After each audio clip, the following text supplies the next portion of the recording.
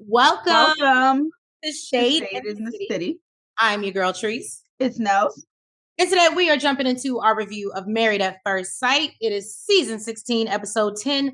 Love is all up in the air. You can take out the all. That's not really in there. That's just me, adding things in.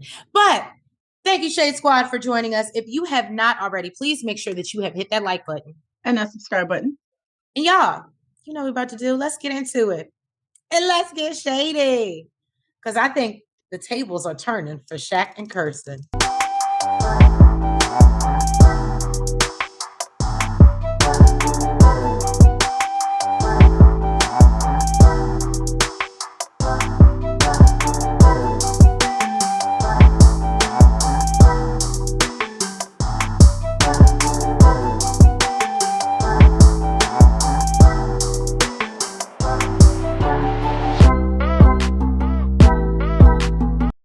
All know the couples are getting settled into their new married life. They still got about 5 weeks until decision day, which I was like, I thought it would have been shorter than that, but okay. So Aris has contracted the vid, y'all.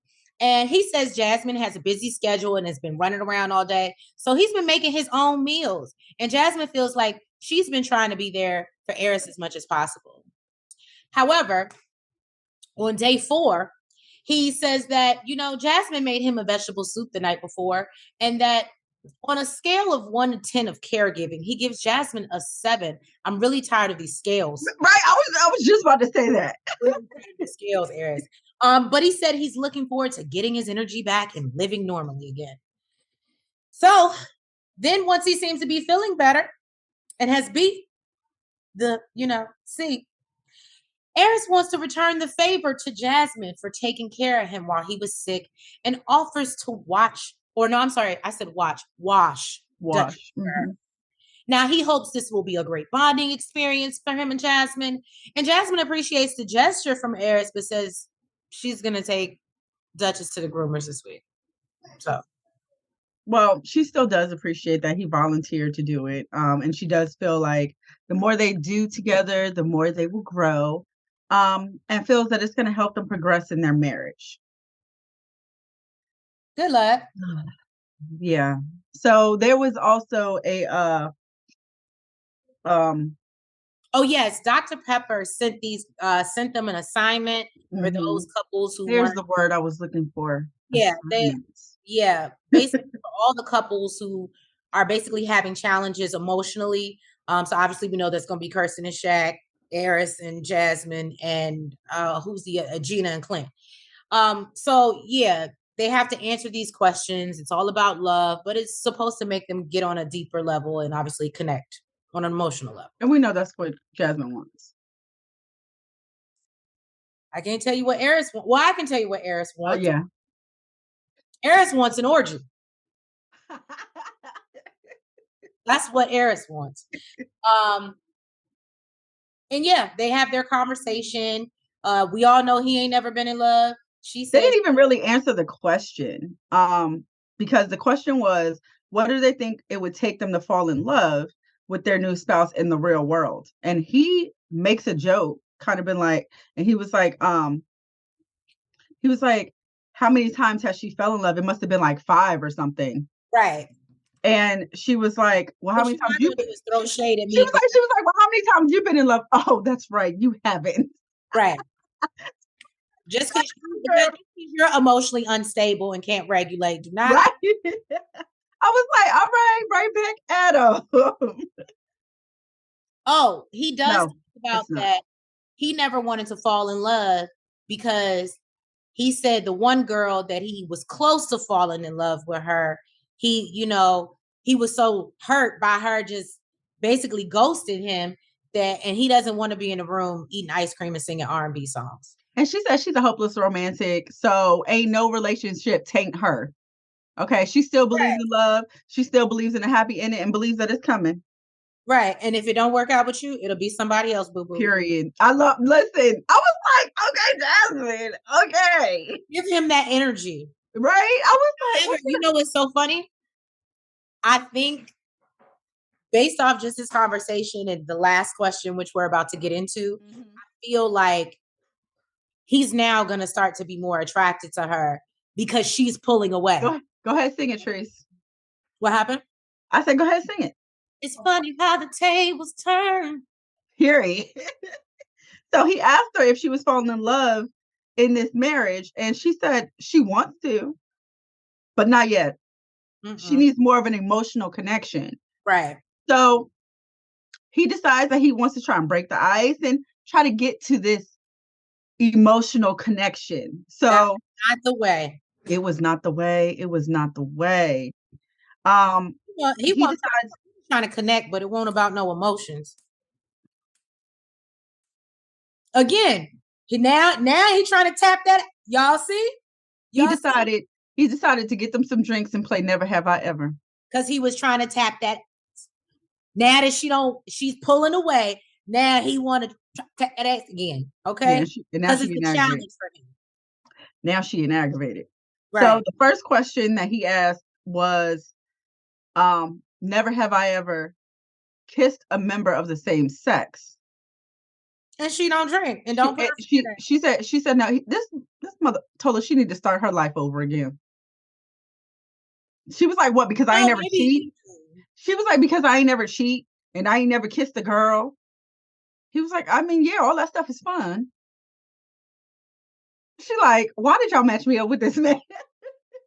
He basically feels that she lived a boring life up until this point, and she seems like she's a little bit aggravated because she was hoping to get a deeper connection, and really all he wants to talk about is sex. Once again, we're back at it. Vid is gone and Vid is down and something else is up. So what did he do? What he thought because he washed a dog, she was supposed to drop her drawers? Like, what did he do to earn? You know, it could have been the fact that she was like taking care of him, because being that he had never been in love, who knows if he's even had somebody to even like really cater and care for him like that. So that might have even maybe like had him more attracted to her. Okay. So he calls his mom to give her an update on married life. She's asking him if he's having fun yet, and he admits that it's important to say on FaceTime because he has an iPhone. By the way, so he admits that they've had some challenges, but they seem to be working through them. I will say I'm very proud of Clint and Gina this episode. It did give me a little bit of hope that my prediction might turn out right. We'll see. So he does tell his mom that she's always busy with work, and that he wants to get to know Gina on a deeper level. And his mom reassures him that will come with time. And he asks her about her experiences as being a business owner herself. And she says her first 4 years were all business. She did, she's now at a place where she can make time for the things that she wants and to enjoy herself. However, when she first started, that was not it. And you do have to be all in. And I think that was important for her to kind of reassure him that she's not just, she may be a little bit of a workaholic, but she's not just doing this just to not be away.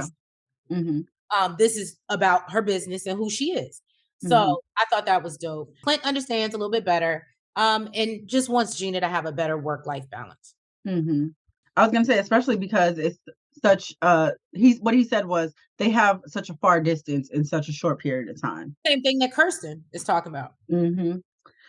So Clint went up to Gina's shop. Okay. And jokes. She's super excited to introduce him to the team and get their thoughts. She says they got to the point where they've accepted that they need to have more of emotional intimacy. So they need to share things about each other with each other. Now he made a bathroom joke. Okay. And her little hairstylist just assumed that this man was dirty and messy, and because he's talking about using the sink as a bidet, and she was like, are you messy? No, she asked him if he was messy because she said, and this is what I thought was weird. And I was like, if you ain't got nothing to say, and really if it don't make no sense, just don't say it at all. Now, yes, Clint told a bad joke, but she was like, people that are jokers or like tend to tell, like bad jokes, they just tend to be like messy people. And I was like, who told you that? What ass did you pull that from? I know he was like, no, but you got it all wrong. Right. Because I'm not. And even Gina agrees. Oh no, he's actually very neat. In the confessional, he says that he's very excited to see her shop. It's super sexy that his wife is a whole boss.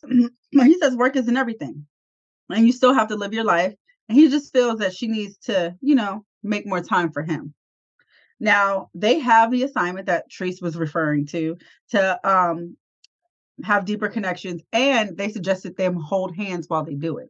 Right. Now the first question was for Gina. I think that's the most contact we've seen them have since they've been married.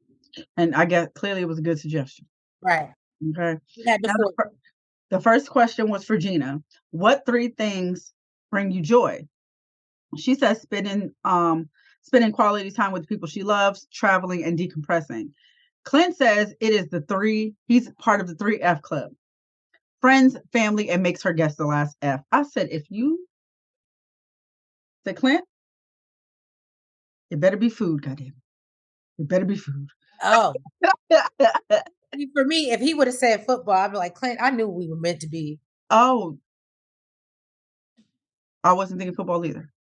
Yeah. He says dirty joke, so I was thinking it was gonna be a dirty joke. Oh. I kind of had that thought too, but I was that's where I was with it. But she did guess food, and thank goodness she was right. So the next question, he just told her she was.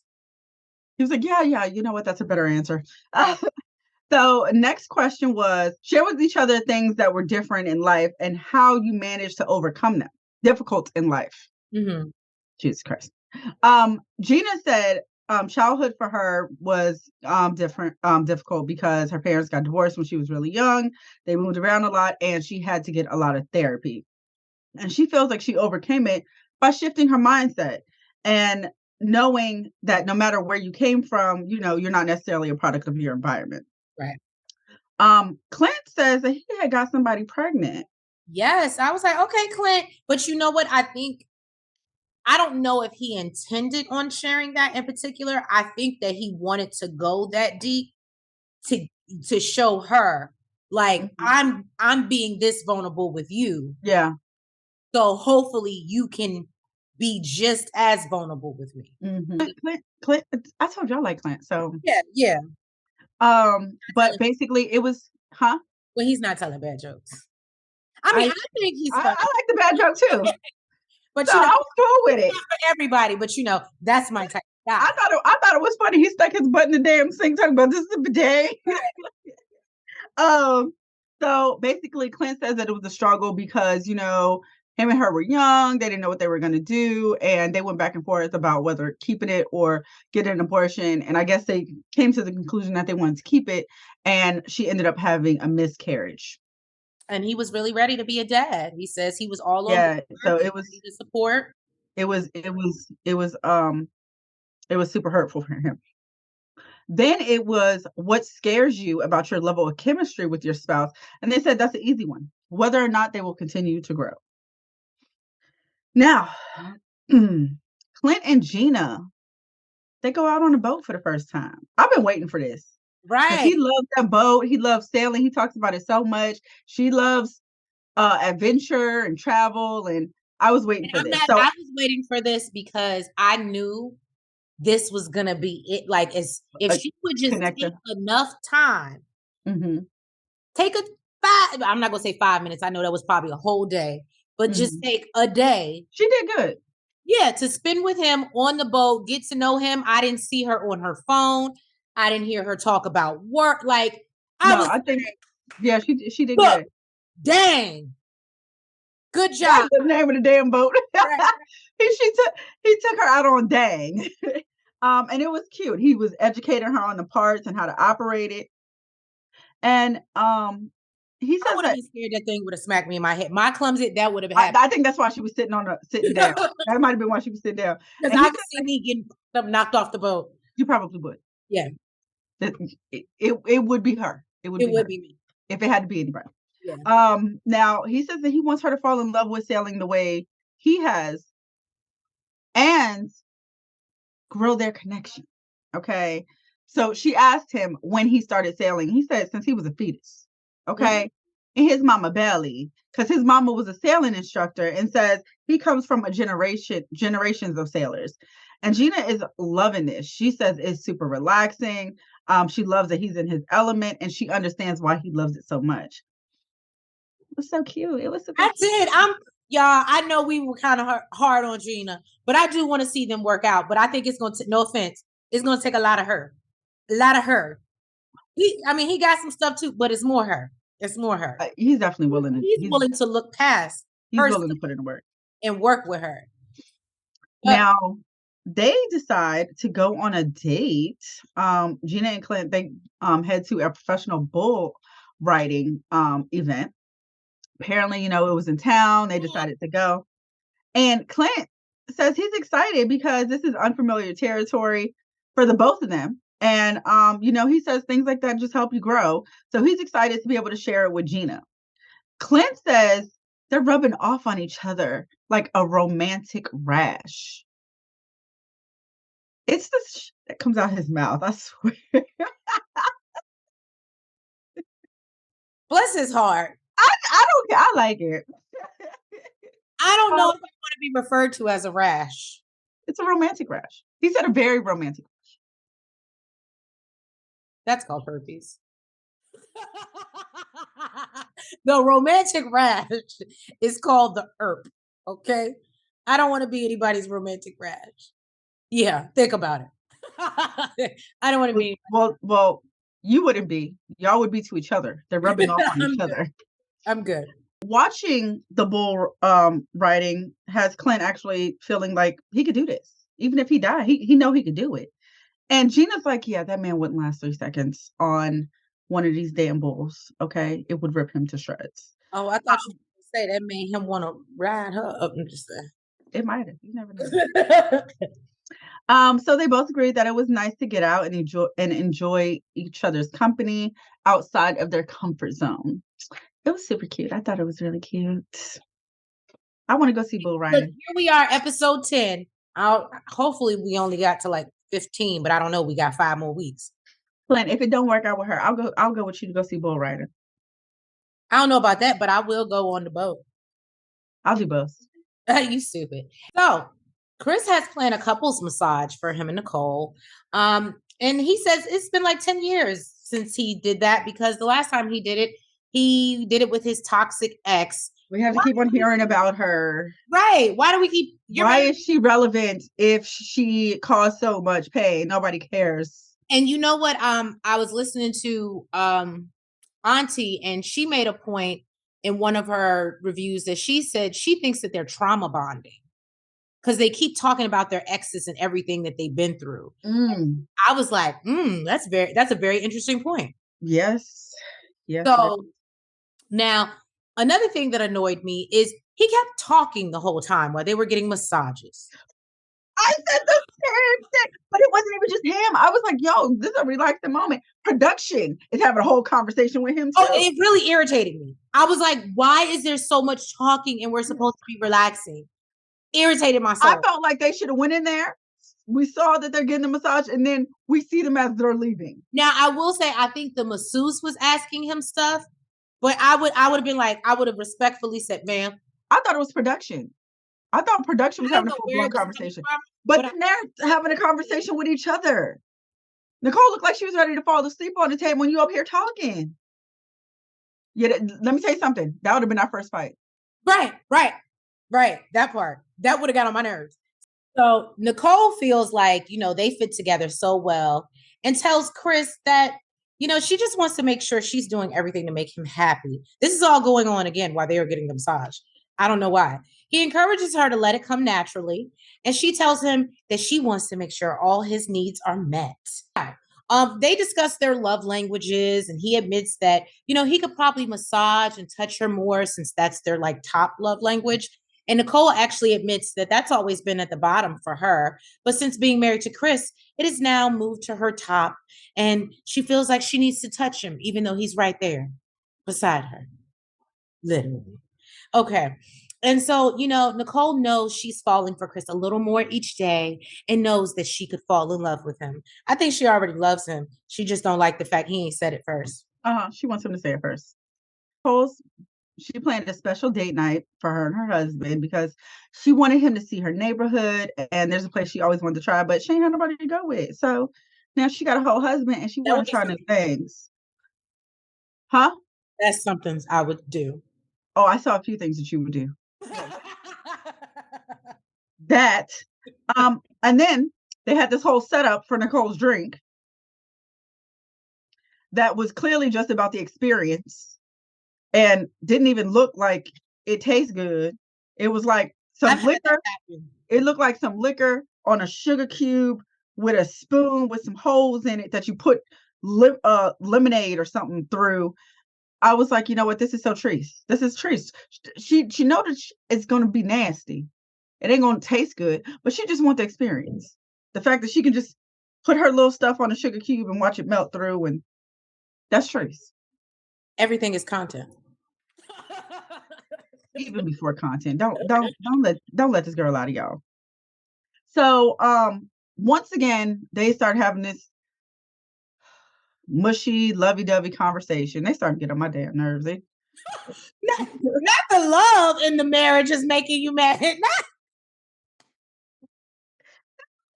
3 weeks. Just shut the hell up. A little more turmoil with these motherfuckers.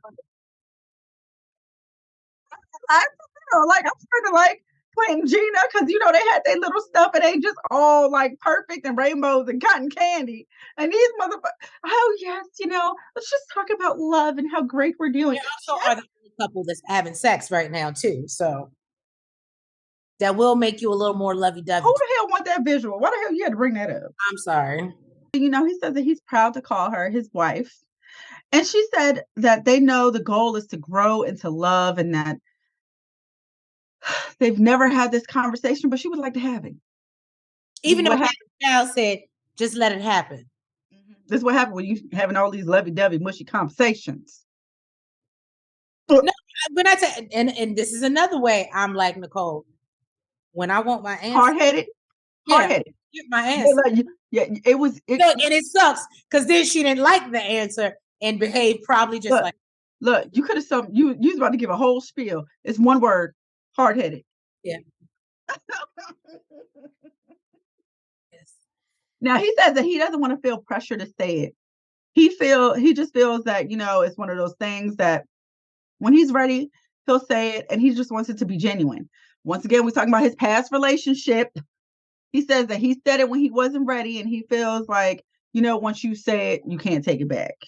Facts. Right. And you need to watch what the hell you say. So back at the house, Chris cut his own hair because he says that he always wants to look good for his wife. He says that he always wants to improve himself. He does have some insecurities about his body as well. So Nicole basically, reassures him by telling him she's not really where she wants to be as well, but she always wants to look good for him. And she says that she wants him to do things for himself. And, but she thinks that he looks great. So, boo, don't worry about that. Now, he says that he feels the same way and he wants to let her know that he was asked a question in regards to her appearance. Okay. And said he didn't want to tell her because he doesn't want her. Well, he says that he wants to tell her because he doesn't want her to see it later and then get upset about it. He doesn't want the wrath of Nicole. No, but he about to get it anyway. Right. All I saw was when these cameras go off. Okay, when these cameras go off, she held her composure. Now he said that he told production that she has a beautiful smile, beautiful face, beautiful eyes, but she's a little bit thicker than the girls he normally goes for. I don't know. We don't know. Look, it sounds like all of them were toxic. Doesn't matter. They saw a sucker and they chose allegedly. They saw a sucker and they chose you. They just happened to be slimmer. Because if a big girl chose you, I think you choose her too. Now he says by this he meant athletic, and says, even you refer to yourself as thick. She said, "Hold up, sir. Wait a minute. There's levels to this." Yeah, she said that's different. That's different, and says, basically, it's hearing your husband say something that could be perceived as insulting. Right. It is. And because no, she struggles with or has always struggled with body dysmorphia. Mm-hmm. It was crazy that we saw that after watching right. That Tammy just came out and did an interview talking about that. Yeah, but basically, she said she lived in New York. She was surrounded by body influencers. So of course she started to compare herself, and it's been something that she's been struggling with. And she basically lets him know that she's nowhere where she wants to be, but she'll always be on the thicker side, especially if she has kids. And he says, your body type is your body type. So you're not making it any better. And she felt super uncomfortable with this conversation, and she lets him know it's okay for her to call herself thick. But if someone asked him to describe his wife, name her attributes and not her weight, because it could potentially hurt her. I just know when this camera would off, I can't wait for the next episode. Mr. Nice Guy ain't looking so nice. Miss Kirsten. She calls up her friend Elise to catch up and on FaceTime. Oh, yeah, on the FaceTime, them iPhones. Yeah. So she asked her how married life is going. Kirsten says that the honeymoon was great and they moved into their apartment. She's just blushing, smiling from ear to ear. She's glowing. I'm not gonna happy wife, happy life. Right. But she ain't happy. So, however, she complains about She complains about Shaq's work schedule and how she wishes that it would go back to normal so he can make more time for her. Elise explains that she needs to stand firm in that, and that Shaq needs to make time for her as if she were a second job. He apparently has been hosting some late night events for the mentees or the students, and she's usually asleep once he comes home. So she feels like they need more time together to grow emotionally, especially in this process. And I completely agree. Then we get to the questions with Kirsten and Shaq. Kirsten is asking Shaq if he's ever been in love. And, basically as he goes to answer, she's like, well, why? I mean, are you still in love? Like, why are you taking so long to answer? Let me get it out. Right. So that seems to irritate him a little bit. And we notice more and more times, I don't know if Married at First Sight is doing this on purpose, like production, but they're catching his faces when and it's not looking like I'm dangerously in love no more. Okay. That was the honeymoon. Right. He's looking dangerously annoyed. This is the honeymoon. Has the infatuation. Right in the thick of love. Seems like we argue every day. All right. So basically, he says because he fell in love because someone took the time with him and was patient with him. And he said it was a great feeling for him to be loved. He talks about growing up with a single parent household and how his mother did love on him. That was given manipulation. You think so? Yes. He said that he said he was living his dream and someone was patient with him and someone really took their time with him and it was a great feeling. And that was the first time he felt like he was in love. So where's she at? Oh. So where's she at? Where's she at? If it was that great and she was so patient while you was out here living your dream, where's she at though? Where they at? Where they at? I guess she ran out of patience because you want a whole Married at First Sight show. Now you think because you said it, your wife gonna do the same thing. Sir, bye. I didn't catch that. Kudos to Nels. That is kind of manipulative. Oh, he got the side eye as soon as he said it. I said, really? So Kirsten says that she's been in love before. I guess her last relationship was about 4 years and it was great, but it hurt that things didn't work out. And that made her close off and she had her guard up and she needed to take her time to heal. And I want to say, but are you healed? She might be healing. Her having a wall up does not mean that it's empty on the inside. I don't think it's a wall because then she goes on to talk about that's why her last relationship kind of didn't work out. And she was with him for 4 years. So let's call a thing a thing. And then we're going to see another scene. There's nothing there. It's like air. Where there's nothing there. I just want to state, you're basically calling this girl a shell. Yes.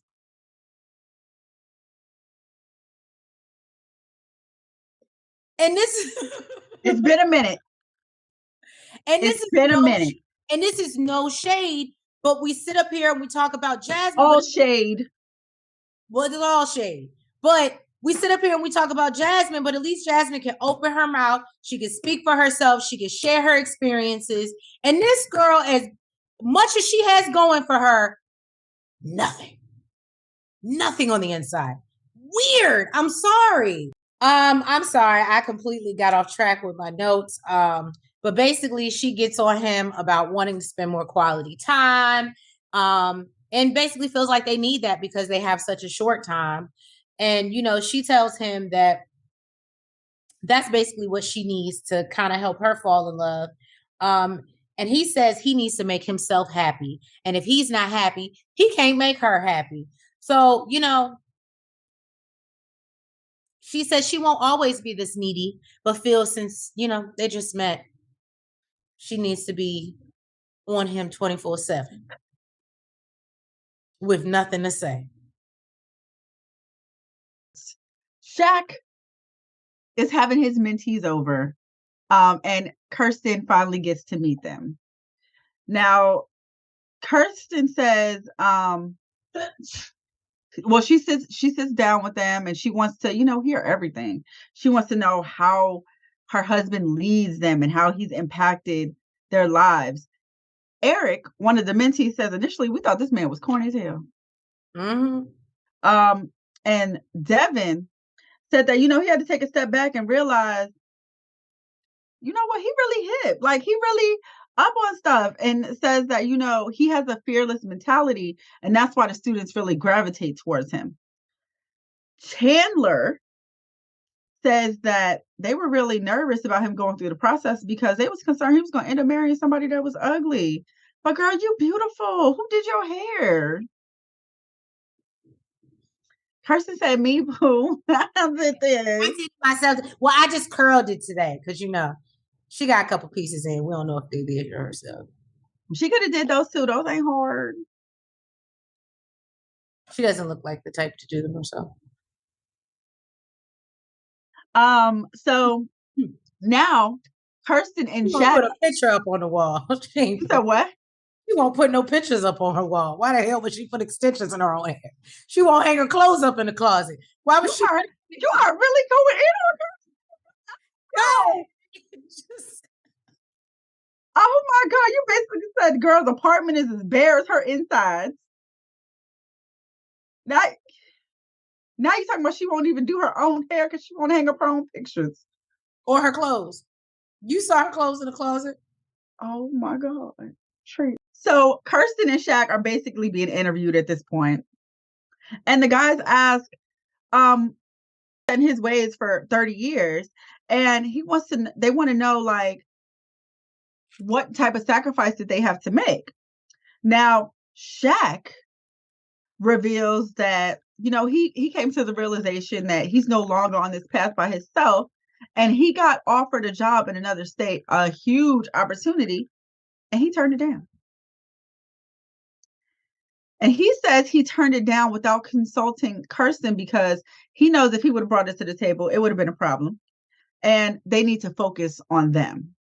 Now, in the confessional, Kirsten says that she appreciates him doing that, but she hopes that he did it for him. Mm-hmm. It was his true decision, because we don't need a replay of what's his face with the dog. Okay. No, I don't think what it is going to be. I think probably on decision day, that's probably why he's not going to stay, because he's going to decide that he has to make himself happy and follow his career. I think he found his way out. You just got Kristen and Shaq just all figured out, huh? Maybe I'm wrong, but what she's giving, and she's not giving a lot. She tells him that she loves Nashville. That's where her family is, and she doesn't want him to regret or resent not taking that position. Now, Kirsten and Shaq, they go to the plant shop because we know this man loves plants because he had them all in his house. You know, he was giving my background, okay? While apparently, according to Trace, Kirsten was giving nothing but bare. They couldn't bare. agree on a damn plan. But he says he's a landscaper. He's inviting her into his world. This is what he loves to do. Outdoors.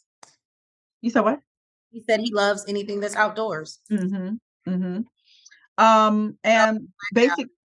Sorry, I'm going off. I'm still here, but you know how it be, the struggle. Well, thanks for letting me know. You know, look, at least we made it almost to the end. Go ahead. And he wants to get a plant that represents their growth. Now they can't even seem to compromise on a plant. Okay. But she says that she still loves it. She's still enjoying the experience because she's learning a lot about him and his plant life and how much he loves it. And regardless, she wants to be a part of it with him. So they finally pick out one, and eventually, it seemed like they was walking through this damn place forever. They finally agreed on one. Now Shaq gets home to a spacation that Kirsten set up for him. Mm-hmm. That was cute. Yes, it was. It was super cute. I was in shock. She says she likes catering to him and she wants to show her appreciation. Mm-hmm. She wants to take things to the next level. So she asked him to tell her one thing about him that she doesn't know. And he said that he had insecurity issues about who he was, how he was raised, and what he wants out of life, as well as going bald. So I'm sure that whole bald thing was an issue for him. And Kirsten thanks him for sharing that. Huh? He got over it. I can't. Shut up. I was waiting for the scene so we could talk about it. And Kirsten thanks him for sharing that and says he's an amazing man and he's handsome and he's striving for excellence and it looks good on him. Okay, girl, you know how to give a compliment. Yes, and when he asked her the same question, she couldn't come up with an answer. For a real long time, he was like, no, like what makes you happy? What drives you? What? I think she tried to say something about her brick wall. And he said, okay, I already know that. You're supposed to be telling me something that I don't know. I don't know. And he tells her that this brick wall that she has up is really, really high. Okay, it's super tall. Pretty girl Kirsten. He doesn't understand why. Don't make her sing dingy now. Don't do it. So he tells her that they're married and they started with commitment and they're trying to get to a point where they really love each other. And he doesn't want to get to decision day and he's still feeling the same way. He wants to know how he can break down her walls because right now he's not confident with the way things are going. And she says that she thanks him for being patient. I guess they're both being patient with each other. We thank y'all and appreciate y'all for coming every week and listening to the catastrophe that is these couples as they embark on marrying strangers. So if you have not already, Shade Squad, please make sure that you hit that like button. You comment. You subscribe. And you hit the notification bell. And y'all, please make sure that you're following us on all the platforms. I do have more birthday activities. It's Pisces season. I have more activities planned. I probably will for the month, but I have more activities planned. So, y'all get it when you get it. I ain't trying to be like that, but we're partying and working hard. Trust me. But yes, so we will catch y'all next week for another review of Married at First Sight. Have a good night. Good night.